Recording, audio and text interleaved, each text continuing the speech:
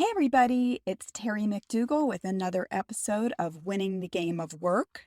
Today's episode is the first in a series focused on how to combat workplace bullying. I have partnered with Lisa Edmondson, who has started Leadership Reno, which is a website and a company that's focused on how do we fix the workplace so that it's safe for everyone, so that people who show up ready to work aren't railroaded and abused and bullied and often pushed out of organizations that they've dedicated a lot of energy and time and hard work to. So Lisa has identified a number of fantastic experts that we're going to be talking to over the course of several episodes. And this is our first one. We are joined by Lisa Edmondson. She's the one that had the idea to bring all of these experts together. So Lisa is the coordinator of the leadership reform movement. She is a successful people leader of high-performing teams. And she also, unfortunately, was the target of a toxic leader, which actually caused her to leave her last role and to launch a website called Leadership Reno, which is an organization focused on renovating toxic leaders in the workplace. We also were joined by Kalyani Pardeshi. She's an anti-bullying specialist. She's a multiple award-winning author of the book Unbullied, and she is a certified quantum human design specialist. She specializes in combating bullying among teens and inner city bullies so that every person feels safe to be themselves. We also have Deb Falzoi. She is the founder and owner of Dignity Together. Deb has dedicated years of her life to pushing legislation to combat bullying in the workplace. She works tirelessly on behalf of those who have been bullied to provide them with coaching, counseling, and training resources to educate and heal targets of workplace bullying. And finally, we have Joangel Concepcion. Joangel is the founder of Trail, a mobile app that helps keep track of unwelcome behavior, uncomfortable situations, and overall wellness in a secure private place. Her experience as a toxic workplace survivor led her to create this tool, which focuses on empowering employees to make positive changes in their lives. Joangel is also a former journalist and a published author. She is committed to combining her media skills and passion for workplace fairness to help put an end to bullying, harassment, discrimination, and racism worldwide. So I am thrilled to be facilitating this discussion today. We've got a number of experts that we'll be interviewing over the series that Lisa has created. And so please make sure that you subscribe so that you don't miss any of this great feedback. This is Winning the Game of Work, a podcast that helps you have the happy and successful career you've dreamed of. Because being smart and hardworking just aren't enough in today's competitive workplace. I'm your host, Terry McDougall, an experienced executive coach who will teach you all the right moves so you can win the game of work.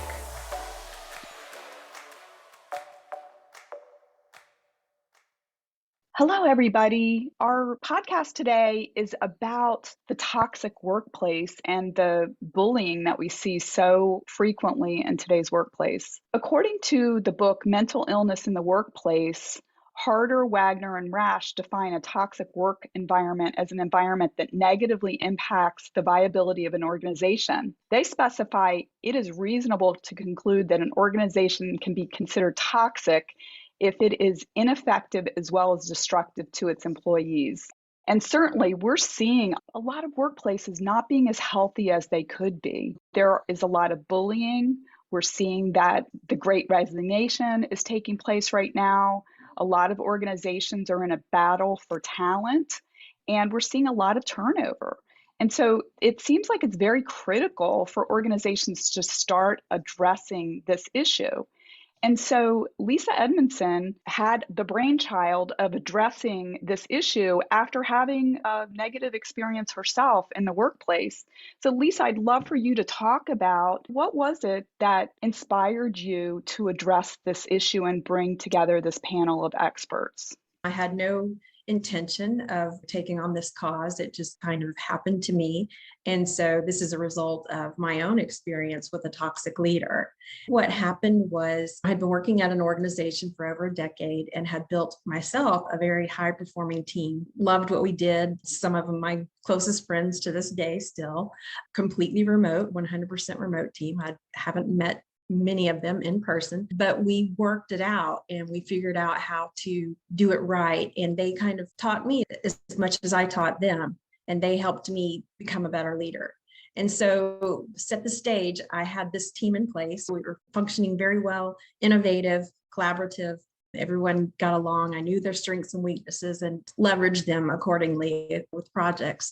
So at one point, I got a new leader. And I was really excited about this leader, but didn't realize until after we had started working together that something wasn't right. It didn't click from the beginning, and I'm not sure why. But long story short, it turns out that I had a toxic leader, and I wasn't sure how to deal with that because I hadn't been in that scenario before. But I learned a lot over the time that I was there working with that toxic leader, and comparing it to my own personal experience of a leader, I knew something was really wrong. And so when I left that organization, I stayed as long as I could, about 6 months under that leader, because I felt like I needed to protect my team, which is sad. That should have been clue number one. If you feel like you have to protect your team, something's not right. But at some point, you have to, of course, take care of your own mental health. So as soon as I left that organization, the first thing in my head was, this is so easy to fix. What can be done? What can I do to fix this? And so that kind of started my journey with just investigating various ways to help other people avoid being part of that type of situation. So along the way, I've met so many people who share this passion. And it just occurred to me, I know they've been fighting this battle for years. I'm brand new to this, but let's resurrect it and bring it back to the forefront just because of the whole great resignation thing that's going on. And I think that there's a lot of people with a lot of passion behind this subject, and it can be fixed. We can fix it. So that's kind of where I started. Yeah, that's so great.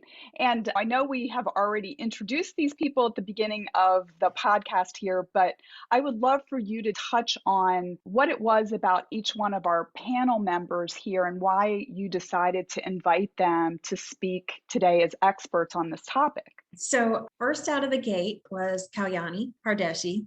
I was connected with her through another connection on LinkedIn. All of these people, by the way, I've met through LinkedIn, ironically, which is a very powerful platform.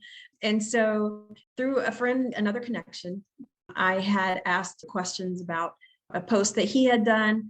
I said, how did you gather this information?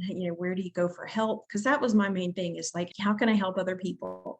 And for me, I'm thinking, oh, okay, I could write a book, but that wasn't fast enough. And then I was thinking, oh, I'll do a TED Talk, but that's once a year. So I just tried to figure out other ways I could help people. And so I created my own company just so I could have a website to gather all this information and blog. But Kalyani was the first person who someone recommended to me when I said, what do you do about bullying? And so that was how I met her. And she was, of course, 100% on board.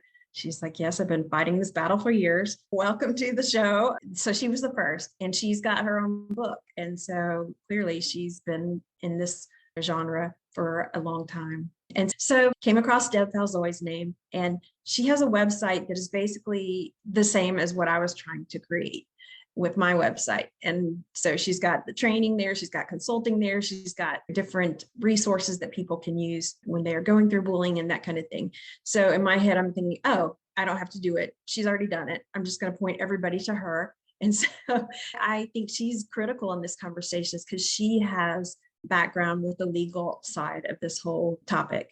And she has insight into the legislation that's gone into this effort, which is sad to think that it's bad enough and big enough that there has to be legislation behind it. So she's my quote unquote legal expert, even though she does also have expertise with coaching and counseling and that type of thing, and training. She does training as well.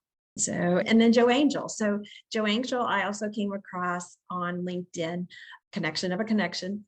and realized that she had created an application that helps people who are being bullied, helps them document the occurrences. Because that was one of the things that I remember when I was going through the bullying was, gosh, I wish I had documented all of this. And I think that was kind of the starting point for Joangel as well, is she had gone through a similar experience and she thought, gosh, I wish I had a way to document this. So she just goes out and creates an app like we all kind of do. And it was amazing. I mean, just that one little thing in my head was like, oh, here's another piece to the puzzle. So everyone brings in a different area of expertise and different way that they dealt with how to solve this problem. So I'm just kind of the amalgamator, basically. I'm just kind of pulling together all these amazing people because I'm like, yeah, they've already done it. I'm not going to try and replicate it. They've already done it. So that's how we came to be. Yeah. Well, I think that it's great that you pulled this together. And when you reached out to me, I was like, yes, definitely. I want to be involved in this because I think probably like everybody on this podcast, we've all experienced some aspect of bullying or a toxic work environment. And I'd love to hear what's the definition of bullying? So I'm going to go with a definition that I absolutely love by Karen Curry Parker, who is the founder of the quantum alignment system. And trauma that's caused by bullying. Trauma is caused by anything that makes you feel unloved and unaccepted. It's as simple as that. We can talk about bad behaviors and anything, but anything that makes you feel that you're not loved and not accepted just as you are, that's bullying. And I can talk about this for hours, but just to give you an example, that can even come from your own parents. It's the first place you're going to feel unloved and unaccepted. And that's what's going to put you in one of two directions, one where you're desperate for love and acceptance and you will do anything for it, or one where you're just fighting to get it, which can make you a bully. It can put you one of two directions. So if I had to talk about bullying, yes, it is mean behavior. Yes, it's people that judge you, put you down, traumatize with their words, with their actions, but literally it's about how it makes you feel. And that's one thing we were talking about before we started recording is we are so out of touch with how something makes us feel and we make excuses for it. And that's why we don't recognize bullying behavior right away. We'll just say, oh, well, maybe that person's having a bad day. So why are they taking it out on you? It's like, you have to honor how you feel. So I always say, check in with how something makes you feel unloved and accepted. Question it. Please question it.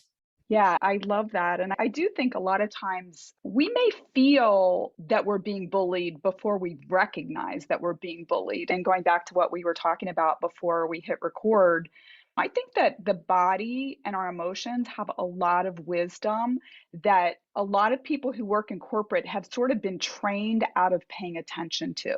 There's a reason why we say we know things in our gut. But a lot of times we will mentally override that. And I think that when we can tune into that, we know that we're being bullied. So Deb or Joangel, I'd love for you to jump in and let me know like what you're seeing and what you've experienced. Joangel? Deb would probably have really good insight on that because she has more of a pulse on a lot more people. I don't see what people are putting in the app, but I know that they're downloading it. So Okay, good. And then we can circle back to that and talk about why that's important. Deb, Sure. yeah, please jump in. Yeah, I mean, studying or working with people who've been bullied at work specifically for a while and working on the legislation and figuring out, just like Kalyani just mentioned, it's really about the impact on us and not the intent. There's so many different definitions out there with the workplace bullying aspect, but we've really recently, through research and talking to people who've experienced this, kind of, at least in the workplace, brought it to kind of a playbook. I mean, I think that's one of the big realizations that people have when they realize that this operates on a playbook. Typically, they can start to detach from it. So we really have differentiated bullying and mobbing and seeing that there's some kind of initial conflict that takes place. And then either HR or higher up is either responsive to it or they're not. They either care about their workers as human beings or they see the person speaking up as kind of a threat to their status quo or to their power. And we even see kind of this clash of people who are there for power and their personal agendas and people who are there for the impact of the organization and to work collaboratively and to make a difference. So once it reaches that what we've defined as mobbing as that complicity from the organization itself. That's where it becomes a huge problem, because then the employee really has nowhere to go. There's really not adequate legal protections. They can work with a therapist or a coach, but there's really no one holding the employers accountable. So employees are generally left in this situation where they're waiting for some sort of investigation to take place, or at least it happens a lot. And then there's either no investigation, or there's an investigation that's not an investigation, where the perpetrator is spoken to and the employee is spoken to. Witnesses aren't generally spoken to. It's not a neutral investigation, and that it just drags on and on, that the employee is often misled to believe that their employer is doing something about it, when in fact they're not. They really just see this complaint as a threat of liability, and their legal department is telling them that this is a threat of liability, and they're just really interested in pushing this person out, which, like Kalyani said, it just creates this trauma. And so people are just left for weeks, months, or years dealing with this like attack on their personhood. And yeah, it's really a huge problem, this idea that we can have psychological safety at work. Yeah, when you were describing the HR investigations, the phrase that came to my mind was kangaroo court. I had an experience about, 18 years ago at this point, with a toxic bullying boss. And unfortunately, the head of the department was in a different city. So he was not there to observe her day-to-day behavior. And she was able to manage his view of her. She was managing up. She had more direct contact with him than the rest of the department had. And I actually went to HR numerous times, and I got to a certain point where they said, stop coming to us. Like, they didn't want to hear. Apparently I was wasting their time. And I was kind of naive at that point, because I thought that HR was there to protect employees. And I'm much more experienced at this point that, HR is there as a tool for management, and they are there to protect the company from liability. And I think a lot of people don't understand that, and there's not a lot of recourse in terms of what the employee can do. And this is a topic that I'd love to get thoughts on from the group here, is that I think that there's a lot of narcissists in management. And these are people that really don't have a lot of compunction about manipulating situations to their benefit. And sometimes some of the hallmarks of narcissism can appear to be confident leadership, but in reality, they're doing a tremendous amount of damage to the organization. And people above them, a lot of times, don't have a line of sight into the tremendous damage that's being done. And Deb, to your point, a lot of times people are forced out, because where the problem is occurring, it's really the symptom of the problem. It's not the root of the problem, but organizations are just like, oh, she's a complainer, let's get rid of her, rather than realizing, like Lisa, in your case, that you were doing a good job and you had the best of intentions and you spent so much time creating value, but somebody comes in and they're able to manipulate the view of the situation, and then you're gone, and it actually weakens organizations. So I know I touched on a lot of things there, but I would love thoughts on both the idea of narcissism being rampant in leadership in many industries and organizations, and what we can do about that. And also the fact that the damage that can be done can cause a lot of talented people to leave organizations before the organizations even recognize it. And then they're actually weakened because they're not dealing with the situation. So thoughts?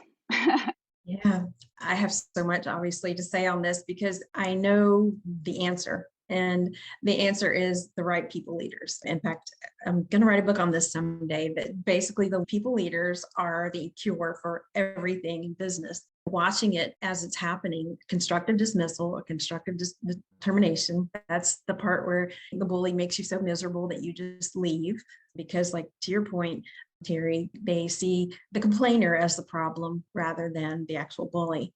Dr. Tomas, who we're going to speak to, he has an entire book on this subject as far as narcissists and why they end up in leadership positions, why they make bad leaders. So we'll let him talk about that a little bit. But ironically, after reading his book, and he's got a TEDx talk on the same thing, but one of the things that I asked him is, are narcissists curable? Like, can we cure them?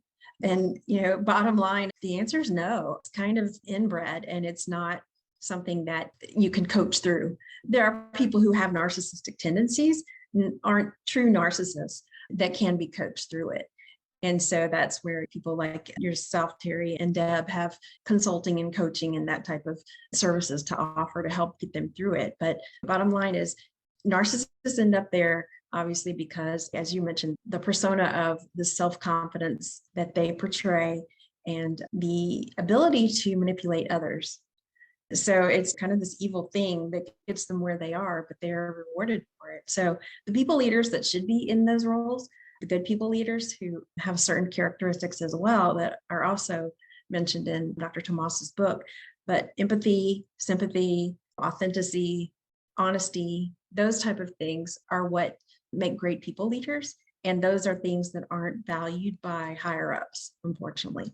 So it's this dichotomy of what makes a good people leader versus what senior leaders think they want in a leader. And they're two different things.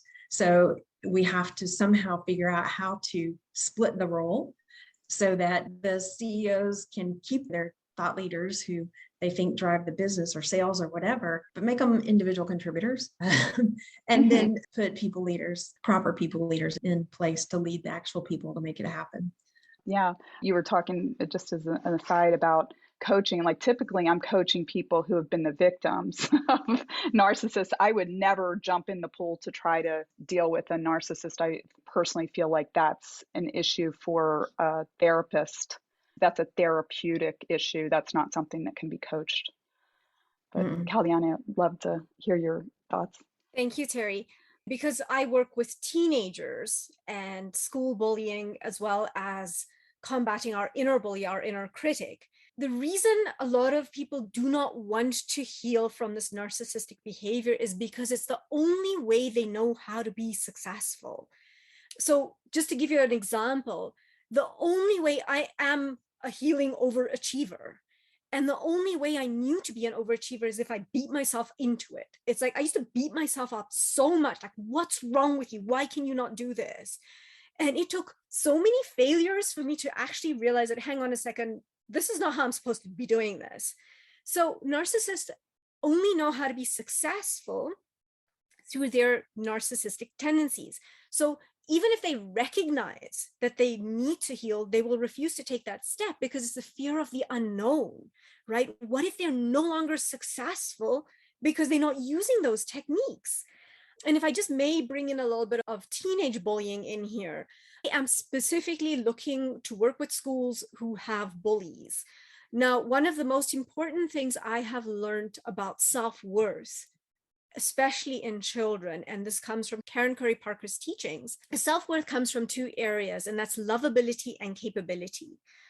Most likely these kids do not have lovability at home, sometimes not capability.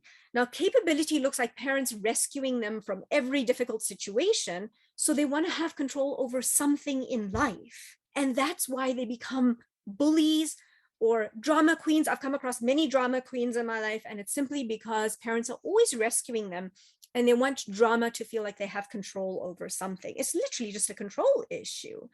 So one of the things I'm really looking to introduce in schools, which is literally zero cost to budget, is what if we can give bullies the capability part of self-worth? And what that means is assigning them tasks around the school. There are, I don't know what it's called in the US, but we have learning commons in every school, which is like a library.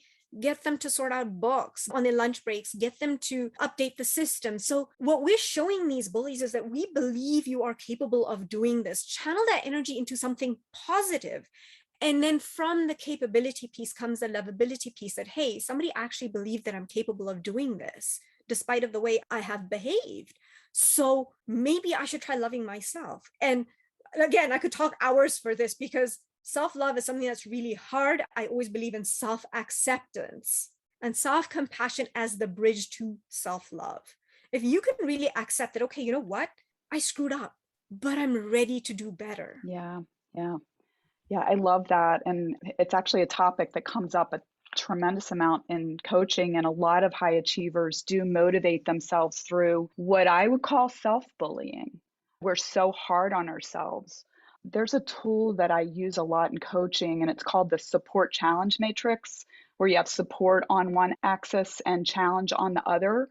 And you see it a lot. You can look at like different styles in the four boxes in the matrix, where if you've got people that are providing too much support and not enough challenge, what you end up with is enablers. And a lot of times they end up with people working for them. And we can adapt this to parenting also. If the parents are coming in to rescue the children, a lot of times the children do not develop self confidence. They feel unsure of themselves. They're not sure that they have the capability to do this. And a lot of times they'll just sit back and they'll be like, well, I'm not even going to try because I know that my boss is going to come in or my parent's going to come in and they're just going to do it. They're just going to save me.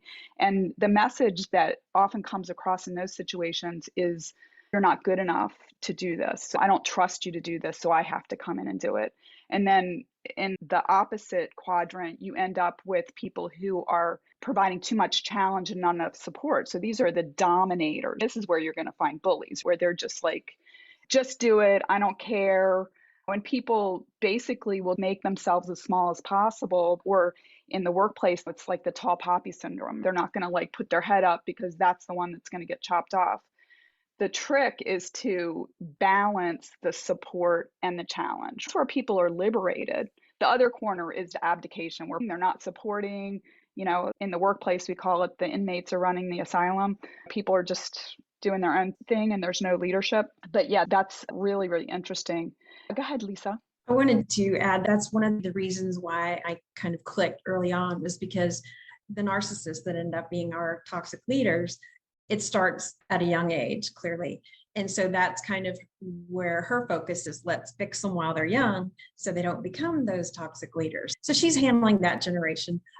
The rest of us are trying to deal with the ones that are currently in the toxic leader role. But it starts early, and there are ways to circumvent that type of thing. And with the unfortunate circumstances that are coming up with schools and mass shootings and that kind of thing, in my head, the same thing comes up. I'm thinking, oh my gosh, we need to fix these kids before they get to that point. And it seems like there's better ways to do that. So she's helping to train up children so that they don't become the toxic leaders. Thanks, Lisa. We're going to try to keep these episodes in the 20 to 25 minute range. So I'm going to wrap this episode here, and we'll pick up in the next episode with Joangel, and she'll talk more about her app that people can use to track bullying incidences, everything from actually what happened to what their emotional state is and why this is important. So I want to thank our guests today, Kalyani, Deb, Joangel, and of course, Lisa, who's the organizer and who brought all of these great people together to address something that is unfortunately rampant both in our schools and our workplaces. The whole idea of dysfunctional, toxic, bullying environments that really is causing a lot of damage to our society. So please tune in for our next episode. This is a series that has a number of episodes where we're going to be bringing on other great experts. So please stay tuned. Thanks for listening to Winning the Game of Work. If you enjoyed what you heard, please like, share, and subscribe. If you'd like to get in touch, go to the show notes. I'd love to hear from you. And now get out there and start winning the game of work. I'm cheering you on.